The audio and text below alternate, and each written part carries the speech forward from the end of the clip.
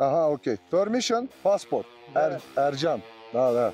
Afganistan eşittir Taliban gibi bir durum var. Herat'tan Mezar-ı Şerif'e giden kuzey yolunun başlangıcı asfalt. Ama bu yol genel itibariyle off-road. Ama sen kebap yerken veya işte Afgan sokaklarında gezerken buranın tekinsizliği, güvensizliği konusunda şeyler söylemeye çalışıyorsun.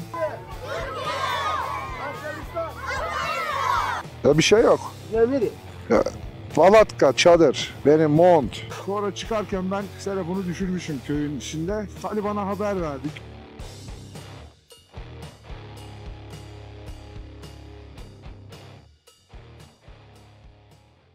Afganistan Herat'tan herkese selamlar. Afganistan'da 3. günümüz. 2 gün boyunca problem olduğundan dolayı burada kaldık. İzinlerimizi aldık. Karşıya geçeceğiz.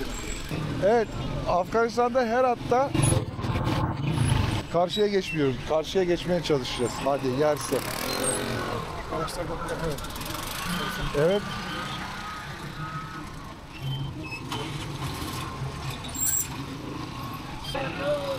How are you?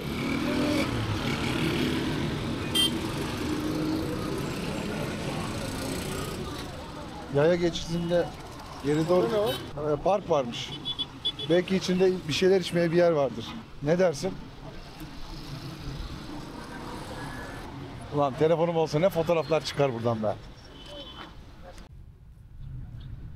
Şehir merkezinde bu parka girmek için 5 TL civarında para verdik. 10 Afgani verdik. Selamünaleyküm.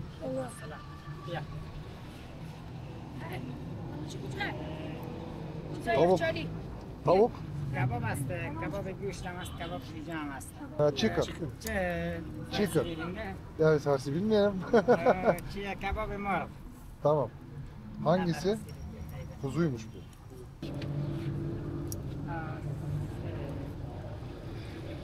Biz nereye oturalım? Selamünaleyküm. Yo, Türkiye. Türkiye. English. English. Yes. You speak English? We came from Turkey. Aha, Türkiye. Şimdi söylemek istediğim bir durum var. 2 gün burada kapalı kalınca şöyle bir YouTube'dan araştırayım dedim. Arkadaş, Türkiye'den gelen herkes Afganistan eşittir Taliban tarzında bir yargı yaratıp ve Taliban korkusu salarak film yapmaya çalışmış ve inanın yani çok da fazla bir bilgi de bulamıyorsun bunların içerisinde. Sanki yani Afganistan eşittir Taliban gibi bir durum var. Taliban'ı savunmuyorum. Taliban'ı savunacak son kişilerden biriyim. Bu beni bilen biliyor zaten. Fakat Taliban artık Afganistan'da güvenlikle ilgili bir olgu değil, siyasi bir olgu Taliban. Bunu kabul etmek gerekiyor. Kavşak ki burası, öyle bir yer ki en kalabalık kavşaklardan biri herhalde. Tam merkez burası. Merkeze yakın bir otelde kaldık. Kültür merkezinin yanında, Kültür Bakanlığı'nın yanında diyelim. İzin alabilmek vesaire için iyi oldu. Otel çok kötüydü ama trafik berbat her zaman. Ama yine de böyle bir akış var mı? Açıkçası var ya. İnternetteki videolarda yok, Taliban röportaj yaptım, Taliban beni alıkoydu. Ben Taliban'la röportaj yapan Amerika döneminde bir kişi tanıyorum. O da rotasız seyyah Mehmet O zamanında Taliban dağlardaki Taliban'la röportaj yapmış biri. Onun haricinde var mıdır? Kesinlikle vardır ama benim tanıdığım bir kişi var. O bile bu kadar böbürlenmemişti ve olaya yani direkt profesyonel ve gezi mantığının dışında bakarak yaklaşmıştı. Ama sen kebap yerken veya işte Afgan sokaklarında gezerken buranın tekinsizliği, güvensizliği konusunda şeyler söylemeye çalışıyorsun. Öncelik Peştunlara, Hazaralara, Taciklere, Özbeklere odaklan.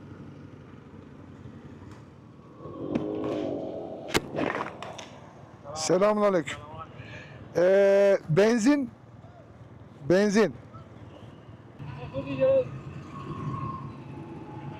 Daha sağ ol.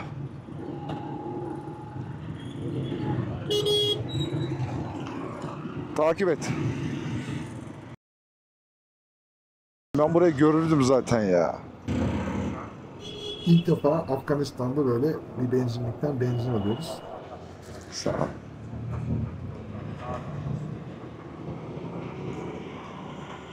Benzin. Afganistan. Türkiye.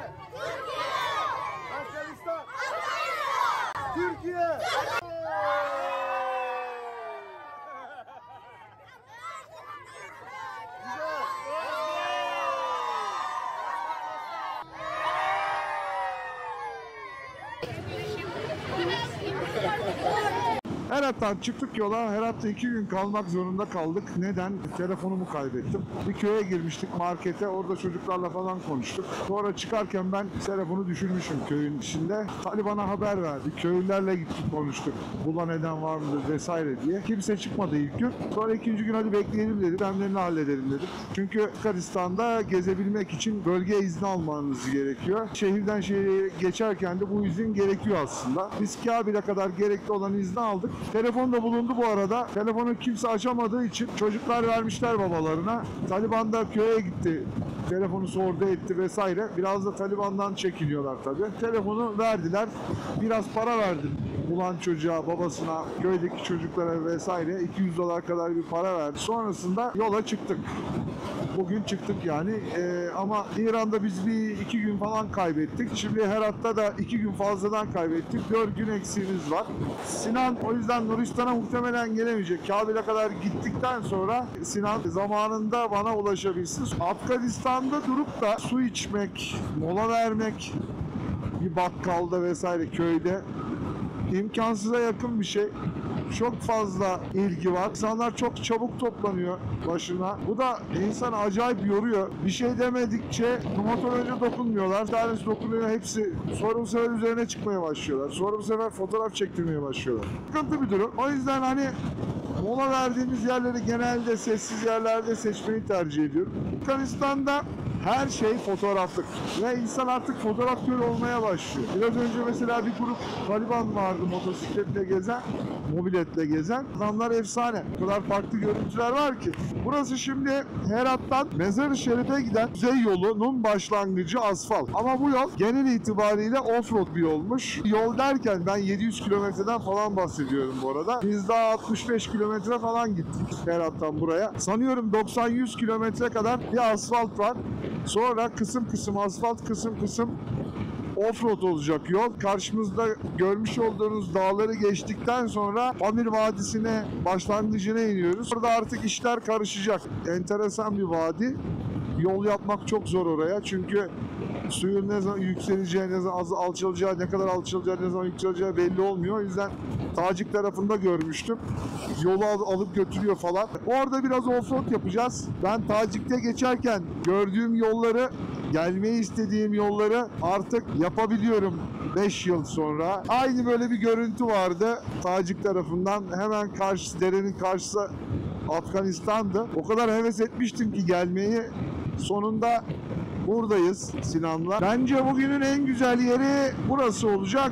2400 metre civarında bir rakım var. Şu karşıda görmüş olduğunuz dağlar 2400'e doğru. Ben yine kendimi tabii harika hissetmeye başladım. O ayrı bir konu da. Aşağı doğru indikten sonra da 2 gün boyunca da muhtemelen yanacağız. Bu dağları açtıktan sonra. Bakın evet, şimdi Amerika vesaire buralardayken askeri üsler bunlar. Aynıları, çok benzerleri, yakılıp yıkılanları Tacikistan'da da var. Onların içinden geçmiştim. Müze gibi girip görüntü almıştım falan. Ondan sonra görüntüler yalan oldu. GoPro Session 5'te almıştım onları. Bakın burada da hiçbir şey kalmamış. Buralar önceden askeri üstü. Kimse var mı? Vallahi yok herhalde. Evet.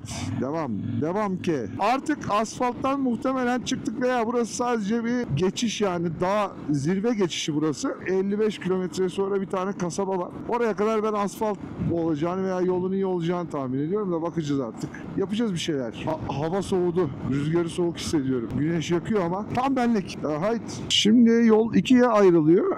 Hangi yoldan gideceğiz veya ikisi de birleşiyor mu? Ama gideceğiz.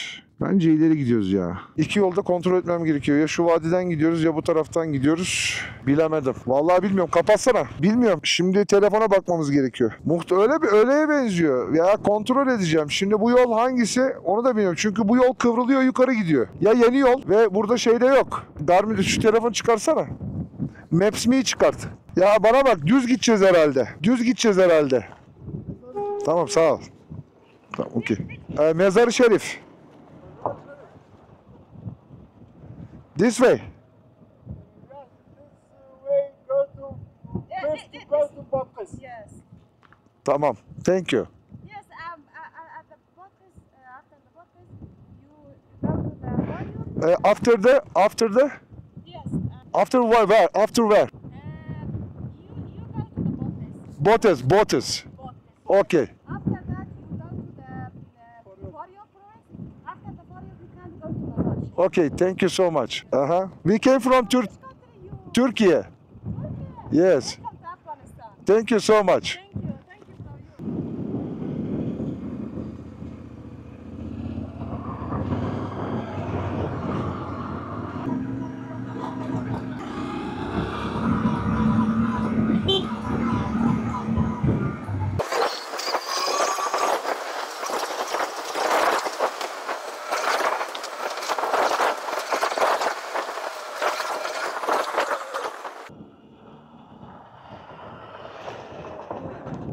I wait for my friend.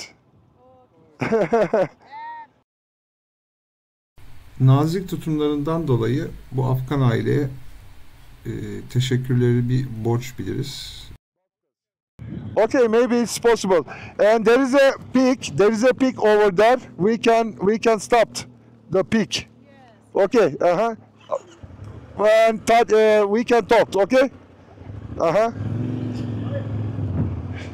Evet, navigasyon sapıttı. Uydu sayısı azalıyor falan bazı yerlerde. Buraları da öyle bir yer aslında bana sorarsanız. Oho!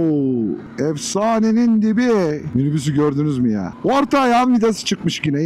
Yan vidası bir tanesi çıkmış. O bana problem yaratacak ha. O vidayı oraya takmak, çökmek de zor arasını satayım. Hop hop hop hop. Baksana alttan tak tak ötmeye başladı. Offroad'da bunu benim ayarlamam gerekiyor. Bu akşama kadar dayanacağım. Çünkü stres yapıyorum. Alta dolanıyor. Tekere giriyor maalesef. Tekeri de parçalıyor. Bir kez başıma geldi. İnşallah bir daha gelmez diyoruz kendilerine. Ya da bağlayacağız onu. Yapacak bir şey yok. Navigasyonun gösterdiği yol ile şu anda gittiğimiz çizdiğim yol arasında dağlar kadar fark var. Bir kere yol düz görünüyor ama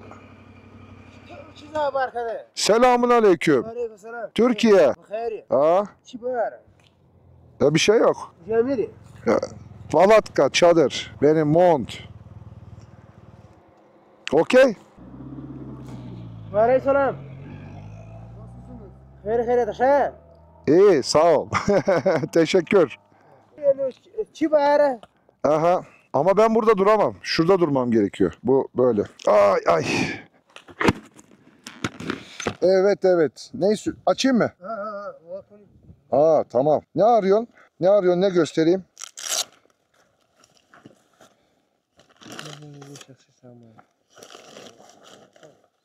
Aç. Ana yapacağım hakarında ile ara. No problem. Misafir. Tabii. Misafir. Misafir. Misafir bilmiyor musun misafir? Tut ama. Şöyle bak gidiyor bu.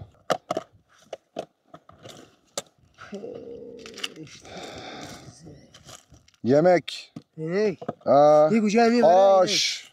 aş, yemek, kuş eti. Don. Ha. O sen de diyorsun. Onda mı? Ona gerek yok. Onda bir şey yok. Tut onu. Paved? Paved? I don't know paved. Türkiye. Ha, se. Türkiye. Aha. Okey. Tamam ben tuttum hadi. Ya duy kam zayt zi. Duy pasport mu goru nor duy sıkı daşan. Можно pasport. Mümkün pasport. Pasaport. Se. Aha okey. Permission passport. Ercan. Da. Şama kardeş garan. Aha. Sağ ol. Teşekkür. Osman teşekkür. Tamam. Okey. Sende silah var. Ben korkuyorum ya. Bu daha böyle. Tamam okey. Tutsana bunu. Şuradan tut. Tamam. Allah razı olsun. Evet, bir kontrol noktası daha geçtik. Adamlar meraklı ya, o yüzden bakıyorlar yani başka bir şey yok biliyor musun? Hani buraya daha kim geldi ki yani 3-4 kişiden, 5 kişiden, yabancıdan başka kimse bir ay içerisinde gelen olmamıştır yani. Ben olsam ben de meraklanırım ya. O havaya bak var ya yemin ediyorum ilk defa uzun süredir kaç gün oldu lan ilk defa üşüdüm ha. Hani böyle var ya serin esiyor yani. Dağların gözünü seveyim. 2148 metreye inmişiz. Hala da inmeye devam ediyoruz. 1300'lere kadar ineceğiz. Sonrasında da 1200 600'lerden devam edeceğiz. 500 kilometre civarında yine böyle biraz yüksek rakım gitmiş olacağız. Ben bugün bu akşam bir tane böyle Taliban veya bir tane güvenlik kontrol noktası falan bulup onların yanında kalmayı düşünüyorum. Otel motel hak getire zaten bu yol üzerinde. Otel yok abi. Gece de süremeyeceğimize göre kalacağız dağ kırda bayırda yani. Ya Afganistan öyle bir şeydi ki Tacikistan'dan baktığınızda. Yani korkulu böyle insanı korkutan, içeride sanki böyle bir tarafta Amerika var, bir tarafta Taliban var. Bundan sonra işte terörist yakalıyor, adam kaçırıyor vesaire bir sürü şey vardı. Karşı tarafa baktığım zaman korkuyordum açıkçası. Çok merak etmiştim. Çok da girmek istemiştim. Sordum falan yani. Hani gideyim ben bir yardırıp geçeyim falan. Yok yani öyle bir şey imkansız. Geçemiyordun. Sonrasında da artık 2024'de kısmet oldu. Geldik sonunda. Çok efsane bir kanyon. Hem Tacik tarafından görebiliyorsun hem de Afgan tarafından görebiliyorsun. Dağlar neden böyle? Kurak çünkü yükseklik var. Allah'ım ya. Ya bir yerde her şey mi fotoğraflık olur? Yani herkes mi fotoğraflık olur? Yani geçtiğin her yer mi farklı olur, sana farklı gelir? Baksana arkadaş. Yani hani bakar mısın arkadaş ya? Of yine of. Sinan bana gidelim diyordu. Bak durdu fotoğraf çekmeye. Biliyorum çünkü. Fotoğraf çekilmeyecek gibi değilken ben de çekeyim lan bir tane. O da yani yol üstünde böyle bir köy işte. Bak bu köy bak. Ya aslında bence kasaba yani. Oğlum bu nedir ya? Döv beni ya. Harika değil mi? Selamun aleyküm. Gidiyoruz mu?